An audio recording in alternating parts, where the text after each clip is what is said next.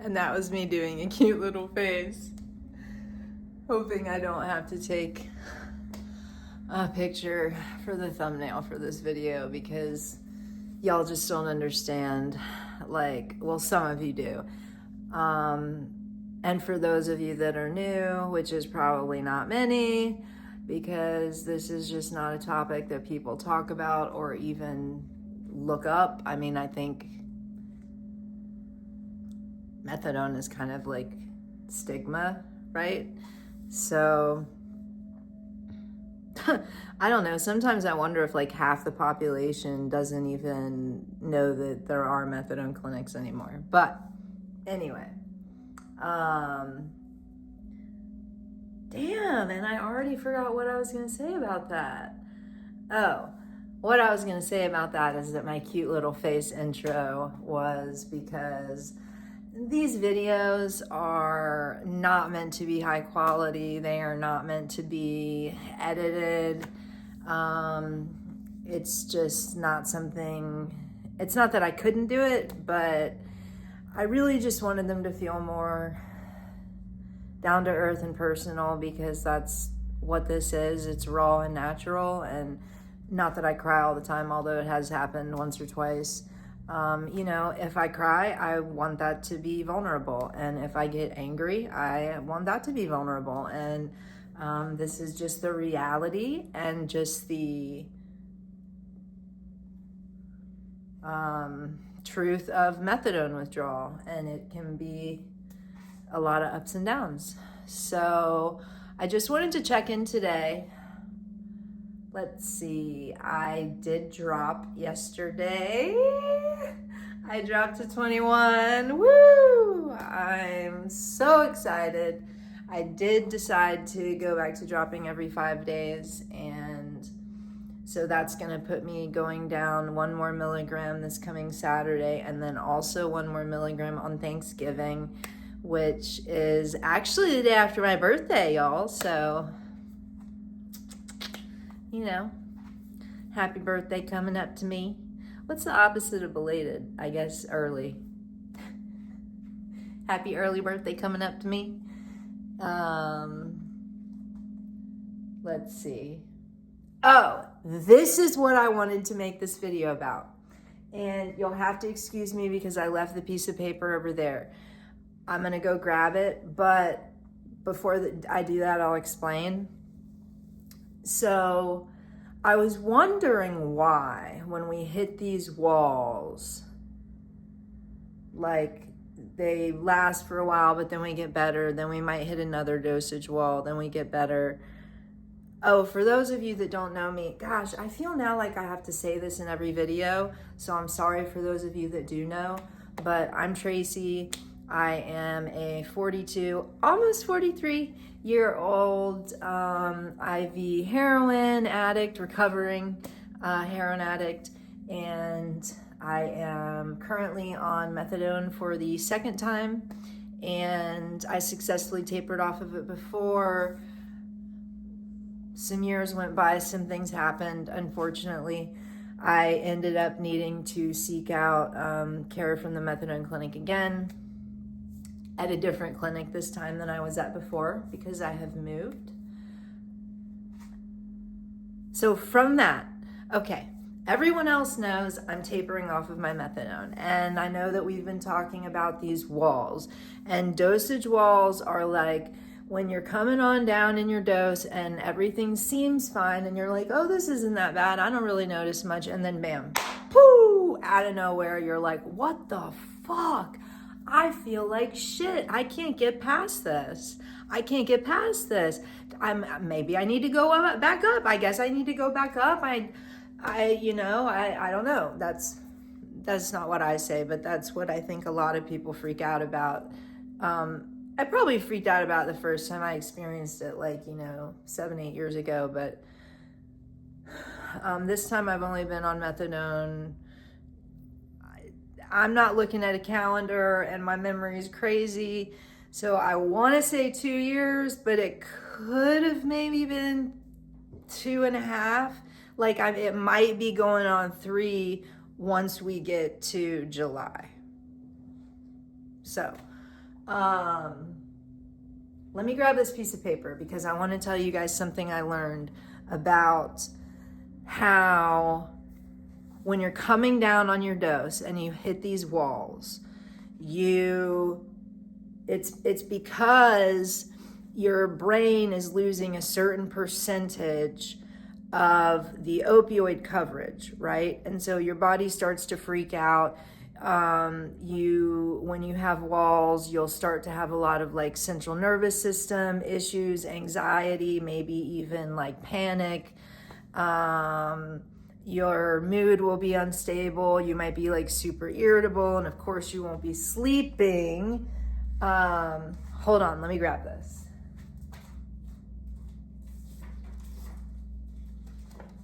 But here's the good news. So, what they know, apparently, but what the doctors don't tell us, is that, let me get this in the right order. All right, so I can't really speak to people who are up at a higher range right now because I don't have all the math for that. I do right at the very end, but all right, so they say 80 milligrams is a blocking dose, but this particular reconstruction of a taper and what a 1 milligram drop does to the brain starts at 50. So it says that from the dose range, even if you're only dropping 1 milligram at a time, if you're going down from 50, you get down to 30, that's still only removing very little receptor coverage. The taper should still feel like super easy at that point, especially if you're only going down 1 milligram. Now, if you've been going down 5 milligrams or something like that, that might not be the case, but at 1 milligram should be all right. Once you get down between 27 and 22 milligrams, even though you're only dropping 1 milligram at a time, there is a disproportionate receptor stability, or instability is what I would call it. It's basically your first, or really, I think the last, really struggle zone. So once you get down to 27 milligrams, I think it's fair.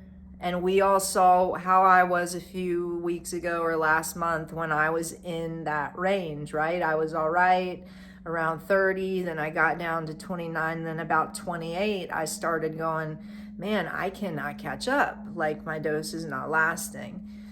And then that just kept lasting. I took a few weeks off from my taper, didn't really seem to help terribly. So I just started going back down slower, but really through that whole 6 milligram range, it was fucking shit. It was bad. But then I got down to 22 last week, and surprisingly, I felt a kind of a lift. So that's why I started looking into this research. What's up with that? It seems like I would be getting worse as I get lower. And I remembered that I've known people on Suboxone that have taken Suboxone for years, and they get down to like that last 0.5 milligram and they cannot come off of it.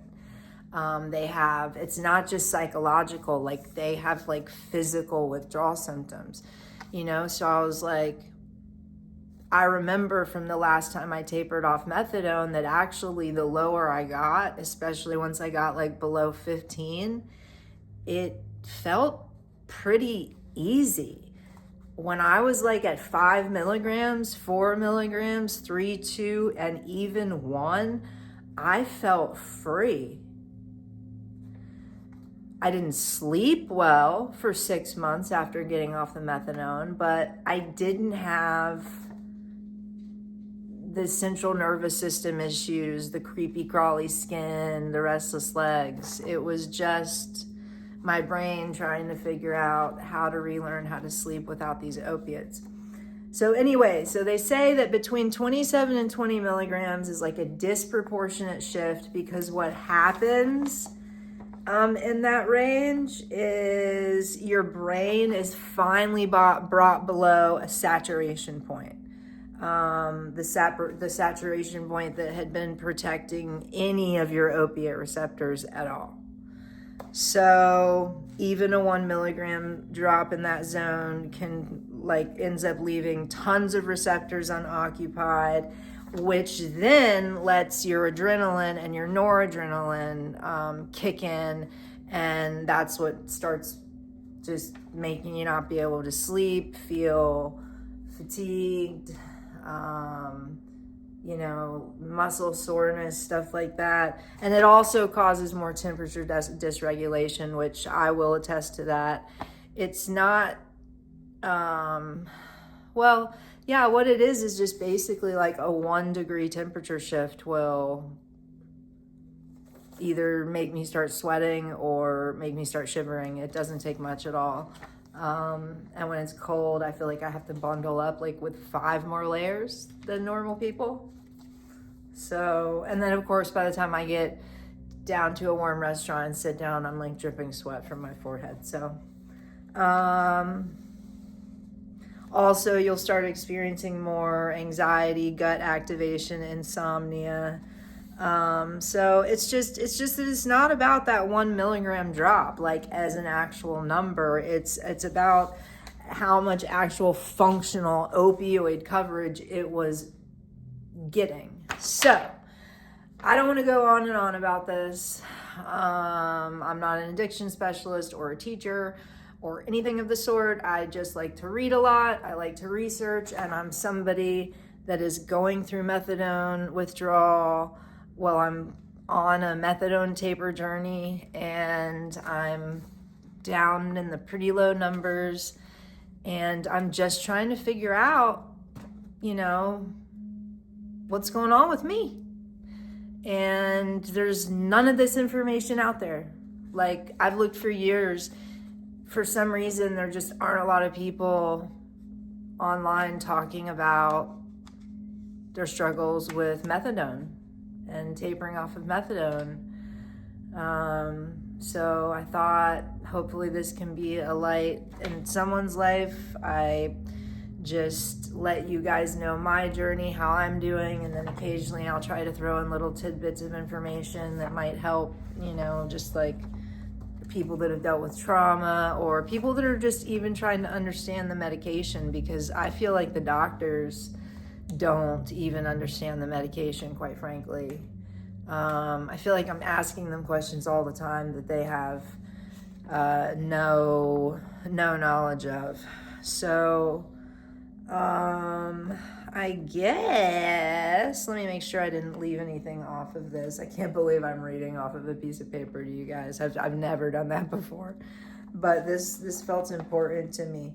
Oh, so what I'll do is I'll tell you what to expect going forward.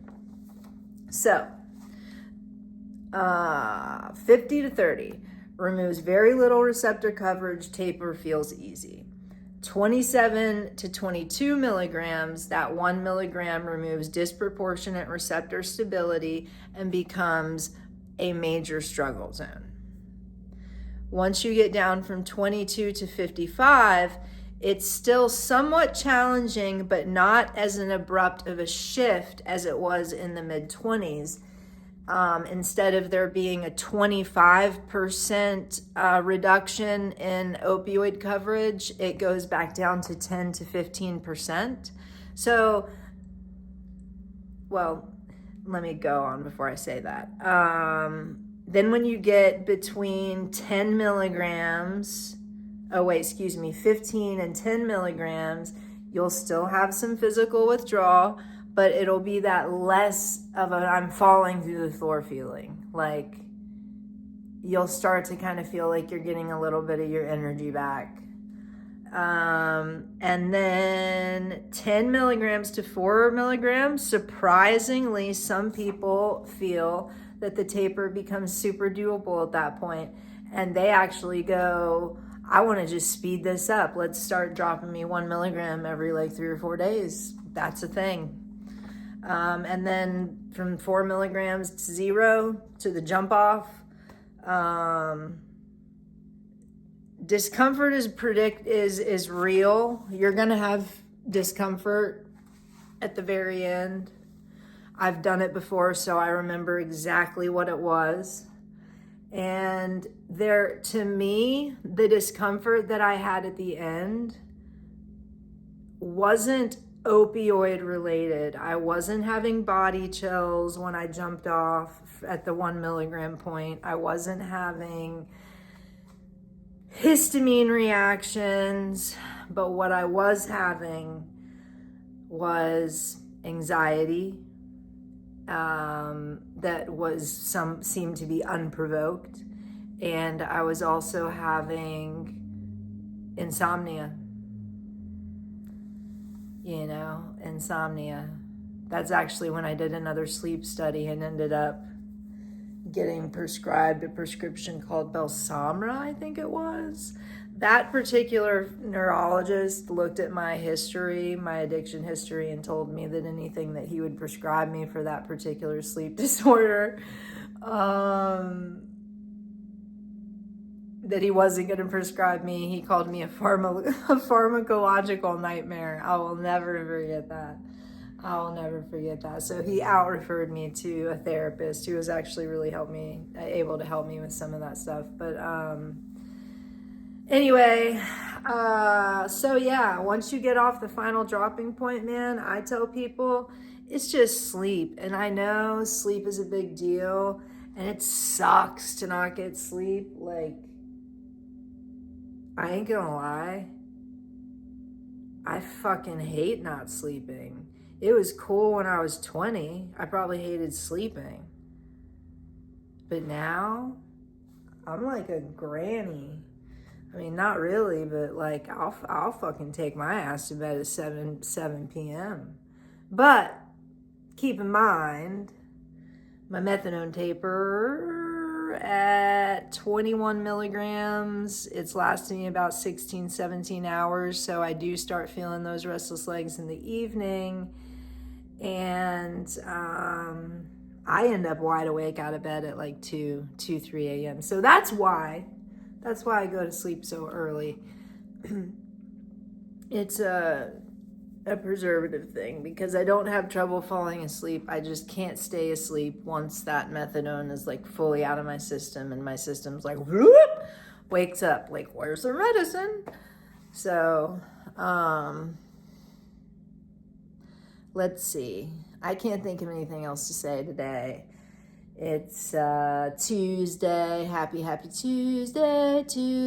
Do they say anything about Tuesdays? Tuesdays, blues days, but it's not a bluesy day over here anyway. I hope it's not bluesy for any of y'all. I did drop today. I am planning to drop on again on Saturday and Thanksgiving, so everyone, fingers crossed that wasn't a mistake to speed it up to once every 5 days instead of 7, but I'm ready to get out of there, y'all. I am ready to get out of there, y'all. One of the main reasons I hate going up there is because there's a couple of people that I sometimes see that I know from like my past life, and I have absolutely no interest in wanting to talk to them, and for some reason they have every interest in always wanting to talk to me, and it's just a super awkward situation. Of course, I don't know, I've got my own shit going on, and like, I just have trouble kind of telling people to go fuck off. Like, it's not the kind of person I am. So I'll basically just let someone sit there and harass me and not say anything until I walk away and go, God damn, I hate that person. I'm working on that. I think saying no is actually really important. You know that any of y'all remember, or any of y'all old enough to remember that movie with Jim Carrey called like The Yes Man? It was either called The Yes Man or Yes, Say Yes. And I get it for people that are like isolated and stuck, but I just always kind of thought like that's the worst idea in the world, to say yes to everything. People that say yes to everything end up stressed the fuck out and having heart attacks by the time they're like 44.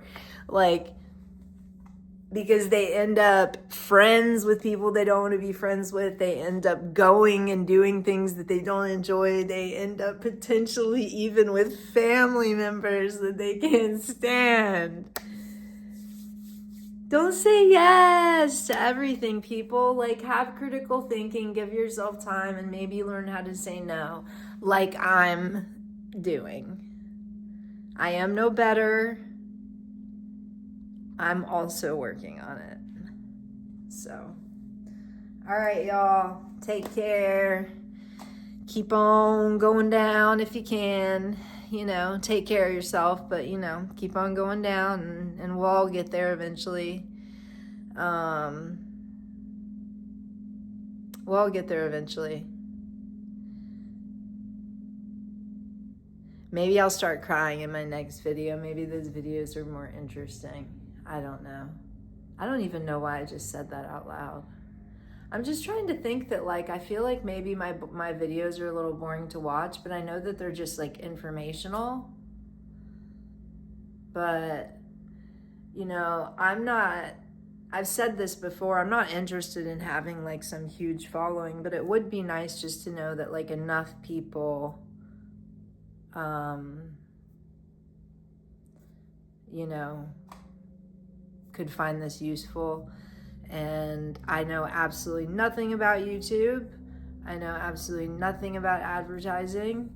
So I really just kind of want to keep the channel like small, like a community, a small community.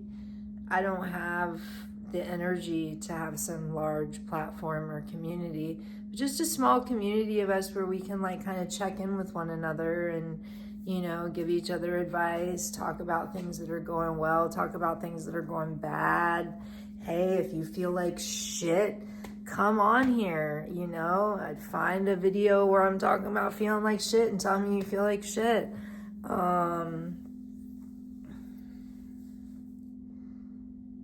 You know, I want to hear that stuff. This isn't just these videos aren't just for me to tell you about me. These videos are to find some sort of camaraderie where we can, you know, speak about troubles, speak about the obstacles, the dosage walls, the withdrawal symptoms, things that have helped, things that don't help. You know, I think it'd be great if you guys could even help each other. So if anyone knows like a way to start a chat like that other than just in like the YouTube video chats, let me know, because I'm sure there's a way on Discord, but then that would just require me like getting on another platform, and you know, it is just the honest truth that I don't have tons of time, and I don't have the energy to like be checking multiple platforms all the time. But if you do leave me a comment and you do have a question for me that you want answered, I will answer it. I will get to it. It might be a week, it might even be 2 weeks, but like it won't ever be more than that. Like I definitely go back and check the comments here and there. So I'll get back to you. And anyway, I hope some of this information I gave you is useful. I hope those of you that are getting down in your low doses, this just gives you a little bit of encouragement to know that for some really weird reason, it actually kind of gets a little bit easier. So, yeah. All right. Let's see. Where's Zelda? She's usually here to say bye.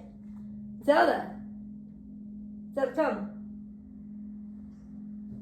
Here she comes. She's sleeping.